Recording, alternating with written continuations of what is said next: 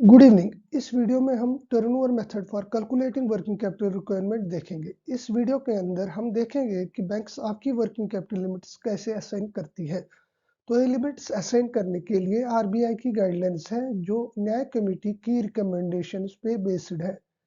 तो हम ये न्याय कमेटी की क्या रिकमेंडेशन है वो जानेंगे और किस तरीके से आपकी वर्किंग कैपिटल कैलकुलेट होती है। Working capital working capital assessment के बहुत सारे मेथड हैं।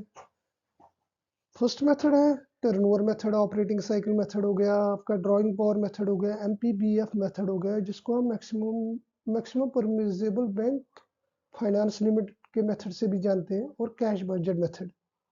टर्नओवर मेथड बेसिकली न्याय कमेटी ने रिकमेंड किया था, जिससे हम न्याय कमेटी नॉर्म्स बोलते हैं। तो वर्किंग कैपिटल रिक्वायरमेंट इसके हिसाब से एक सैंक्शन लिमिट असाइन करते हैं बैंक के, आप मैक्सिमम कितना वर्किंग कैपिटल के लिए एलिजिबल है, उसकी कैलकुलेशन के लिए ये टर्नओवर मेथड यूज होता है। तो अगर हम रिक्वायरमेंट की बात करें तो स्मॉल स्केल इंडस्ट्रीज के लिए 5 करोड़ की वर्किंग कैपिटल की रिक्वायरमेंट हो तो ये मेथड यूज होता है, और ऐसी अदर इंडस्ट्रीज के लिए अगर 1 करोड़ की वर्किंग कैपिटल की रिक्वायरमेंट हो तो ये मेथड यूज होता है।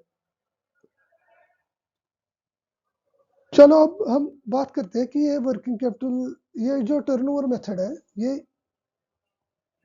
काम कैसे करता है। तो इसके अंदर एजम्पशन ली जाती है कि साल में 4 ऑपरेटिंग साइकिल चला लेगी एक कंपनी। अब ऑपरेटिंग साइकिल होता क्या है, इसका मेनली मतलब ये होता है कि मान लो आपने रॉ मटेरियल्स खरीदे, फिर रॉ मटेरियल्स को आपने वर्क इन प्रोग्रेस में कन्वर्ट किया, फिर फिनिश्ड गुड्स में कन्वर्ट किया, राइट। उसके बाद आपको इमिडिएटली पता नहीं है कि पैसे मिलेंगे कि नहीं, तो आपके डेब्टर्स हो जाते हैं। जो आपको कस्टमर्स है वो हो सकता है कि आपको जल्दी पैसा ना दे, उसके बाद आपको कैश मिलता है कुछ टाइम बाद।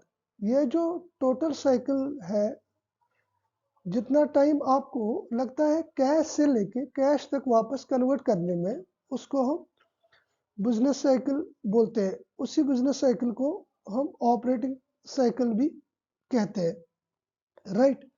तो एजम्पशन ये मानी जाती है कि एक साल में 4 ऑपरेटिंग साइकिल होते हैं।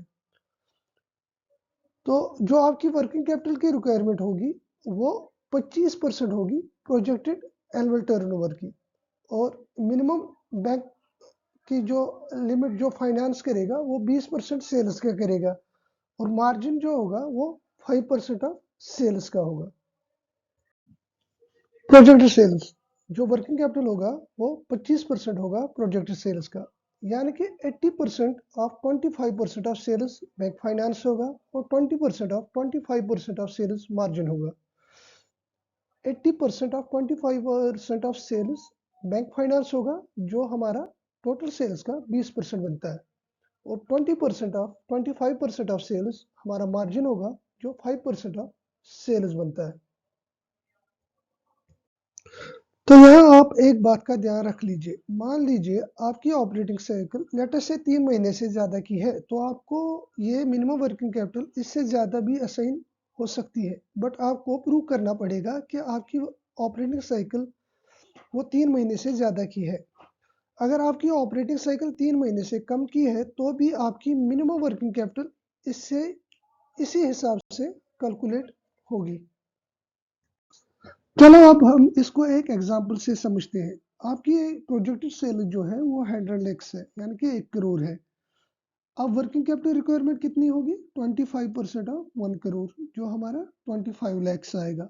अब 20% ऑफ 100 लैक्स कितना हो गया, वो 20 लाख हो गया, यानी कि मिनिमम वर्किंग कैपिटल लिमिट जो बैंक असाइन करेगा वो 20 लाख करेगा। अब मार्जिन कितना होगा, 5% ऑफ 1 करोड़, जो कि 5 लाख आएगा, जो कस्टमर को अपने जेब से डालना होगा, यानी कि 5 लाख उसका मार्जिन होगा। अब प्रोजेक्ट सेल्स के लिए आपका बैकग्राउंड भी चेक होता है। बैंक सेटिस्फाई करेगा खुद को कि आपने जो प्रोजेक्ट टर्नओवर दिया है वो सही है कि नहीं है।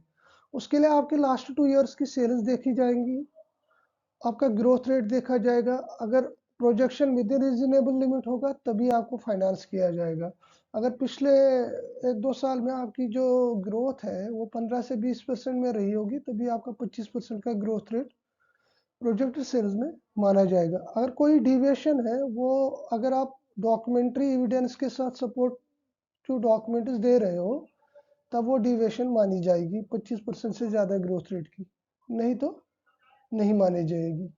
और अकॉर्डिंगली आपकी डीपीबी सेट हो जाएगी मंथली कि आपको कितना परमिसेबल विड्रॉ कर सकते हो अपने असाइन्ड लिमिट से।